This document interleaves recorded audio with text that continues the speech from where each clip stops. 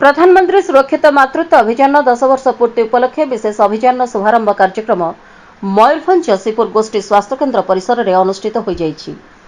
सही कार्यक्रम में जसीपुर ब्लॉक अंतर्गत विभिन्न ग्रामांचल शताधिक गर्भवती महिला उपस्थित रही। अतिथिगण प्रथमे महाप्रभु श्री जगन्नाथ फटोचित्र में वंदापना कर कार्यक्रम आरंभ करथिले। स्वास्थ्य केन्द्र अधिकारी डाक्टर धुंडा मुंडा सभा परिचालना करथिले।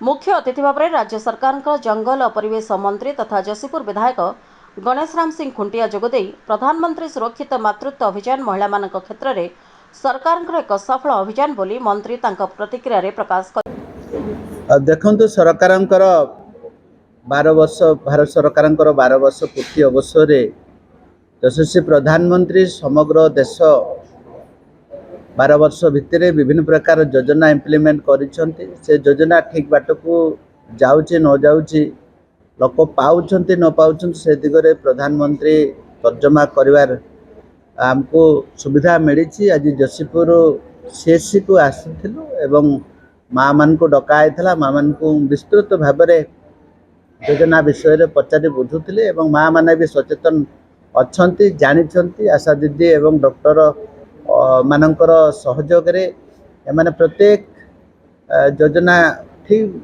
मिलुची एवं प्रधानमंत्री सुरक्षित मातृत्व अभियान प्रोग्राम बहुत फ्लैगशिप प्रोग्राम जोटा कि 10 वर्ष पूर्ति अवसर रे समस्त एथिरे बेनिफिट होउछंती। साधारण परिवार अति अपहंच अंचल पछुआ अंचल को मध्य ए जो प्रधानमंत्री जो योजनाटा पहुँचे से आम तरफ बहुत बहुत धन्यवाद एवं शुभेच्छा देवु। एवं भारत वर्षर गोटे प्रधानमंत्री निरंतर भाव में जननेता हिसाब रे तांकर रेकर्ड भांगी सबु जेते भारत वर्ष प्रधानमंत्री थिले तांको अधिका समय शासन रे रहिछंती एवं वर्तमान तांकर 75 वर्ष बयस रे मध्य दिन राति 24 घंटा भितर 22 घंटा परिश्रम करुछंती।